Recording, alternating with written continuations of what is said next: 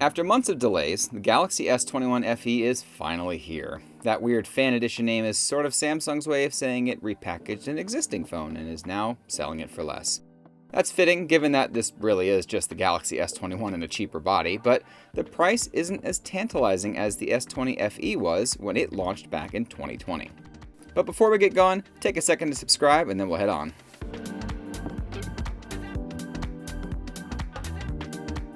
At just $100 less than the Galaxy S21, the $700 Galaxy S21 FE doesn't have too many differences worth noting over the more expensive S21. Samsung replaced the shiny bits on the S21 with a fully matte finish on the S21 FE. The edges are a bit more uniform and squared up, and that unique camera hump on the back now features a smoother edge lining up to it. Otherwise, this is the same Galaxy S21 that people have learned to love, Glastic back and all. Inside, you'll find the same processing package as the S21, that's the Snapdragon 888 here in the US, but Samsung has actually downgraded those haptic motors and the amount of storage and RAM to save on costs. These haptic motors definitely feel like they came from a bin of old ones that are, lying around in Samsung's warehouse or something, so don't go picking one up thinking you're going to get haptic bliss every time you go typing. Our review unit is the more affordable version of the phone with just 6 gigs of RAM, but outside of a few Chrome tabs reloading when I reopen the browser, I didn't exactly find this to be a big deal. If you are a power user though, definitely opt for the 8 gig of RAM version, as that also doubles the internal storage to 256 gigs for just $60 more. This display on the front is almost identical to the smaller S21 with its 1080p plus resolution and 120Hz dynamic refresh rate on that nice OLED panel, but it's a tad larger at 6.4 inches. Samsung also moved the fingerprint scanner down a bit into what I feel is a more natural position. There were actually several times that I took the phone out of my pocket only to find that it was already unlocked, simply because the scanner is exactly where I normally grab the phone.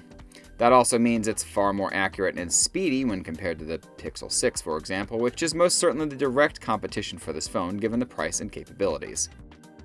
The S21 FE launches with Android 12, that's with Samsung's One UI 4 atop it, of course, which packs in some of those lovely color-changing features from Android 12 without the more controversial changes from Google.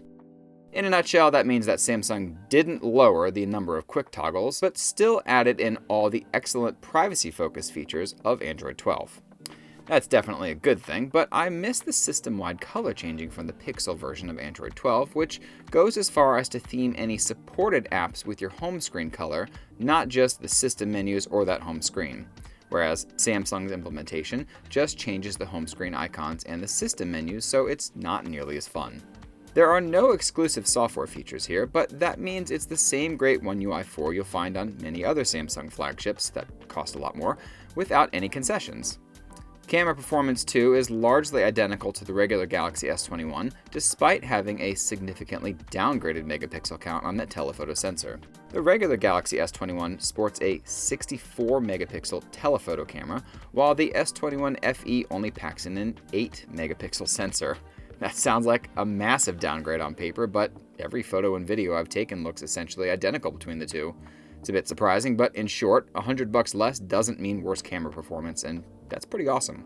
Now, there is no 8K recording here, but Samsung did add in a lovely little dual video mode, which records from the front and back camera at the same time, letting you make a sort of real-time video collage.